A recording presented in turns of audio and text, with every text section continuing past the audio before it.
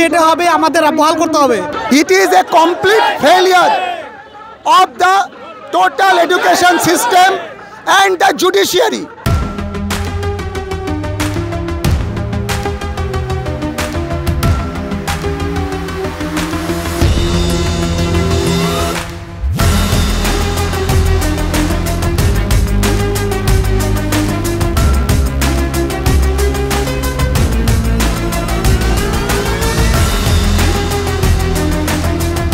আমরা যোগ্যরা, আমরা সসম্মানে চাকরি করতাম, কিন্তু এই অযোগ্য অন্যায় করে ওই কমিশন আমাদের চাকরি কেড়ে নিয়েছে।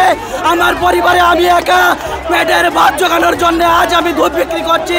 যোগ্যরাজ পথে ঘাটে রোদে আমাদের আত্মসম্মান ভুলণ্ঠিত হয়েছে। আমরা যোগ্যরা আজকে আমাদের চাকরি ফিরে পেতে চাই।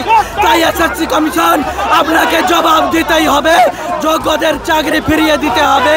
আপনাদের পকেটে অনেক টাকা, আমার পরিবারে আমি একা।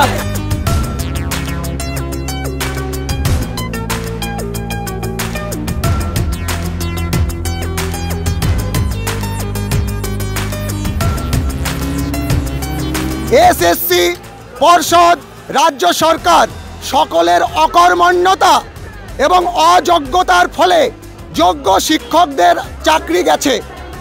যে এসএসসি 6 বছর ধরে আমাদের ডকুমেন্ট যাচাই করেছে, যে এসএসসি 6 বছর ধরে আমাদের যোগ্যতা যাচাই করেছে, তারা কি করে বলতে পারে যে কে যোগ্য অযোগ্য আমরা জানি না?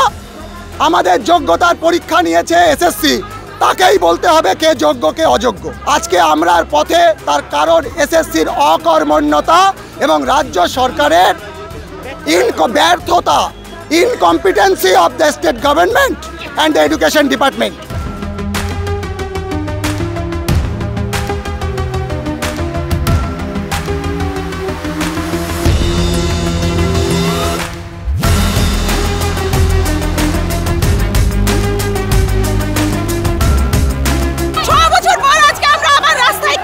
শিক্ষিত সমাজকে নিয়ে ব্যবহার করাটা কি খুব সোজা? শিক্ষা যেটা সমস্ত কিছুর মেরুদণ্ড, শুধু জাতির নয়, সব কিছুর। ঘরে থাকার থেকে, মানুষজনের সাথে ব্যবহার করার থেকে, বাইরের মানুষজনের সাথে ব্যবহার করা, সমস্ত কিছু। কিন্তু সেই শিক্ষার মেরুদণ্ডটাকে ভাঙতে ভাঙতে এখন কবর দিতে চলেছে। কেন? 6 বছর এসএসসি জবাব দিতেই হবে। যোগ্য অযোগ্য আমরা কিছু জানি না, আমরা জানি আমরা যোগ্য। এই যোগ্য অযোগ্যর যে লিস্ট, প্রকৃত লিস্ট, সেটা প্রকাশ করতেই হবে। লিস্ট না পেলে আমরা 6 বছর চাকরি করেছি, কোনোদিন কেউ ভাবতেই পারে না, স্বপ্নেও ভাবতে পারে না এইভাবে আমরা রাস্তায় বসে থাকবো। এসএসসি কে জবাব দিতেই হবে।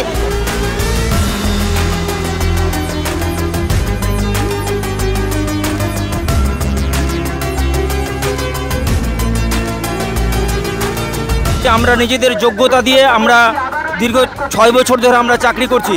এই কমিশনের ওয়েবসাইটে আমাদের যোগ্যদের ওই মার্কশিট দেওয়া আছে, তা সত্ত্বেও আমাদের চাকরি বাতিল কেন হলো? আমাদের দাবি কমিশনের কাছে যেন আমাদের যারা যোগ্য আছে তাদের আলাদা এবং অযোগ্যদের আলাদা করে ওই মার্কশিট প্রকাশ করা হয় এবং সুপ্রিম কোর্টে যেন দেখানো হয়। আমাদের এটাই দাবি।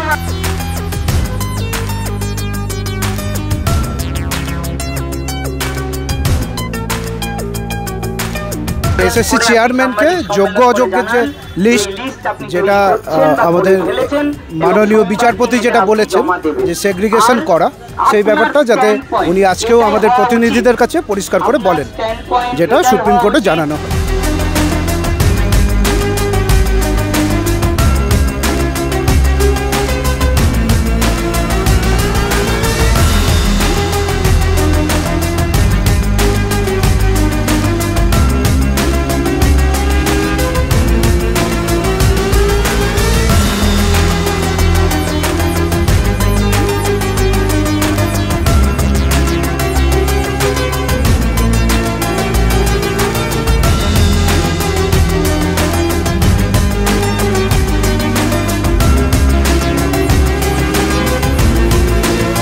মূল দাবি এটা হবে, আমাদের বহাল করতে হবে। আমরা যোগ্য, আমাদের বহাল রাখা হোক।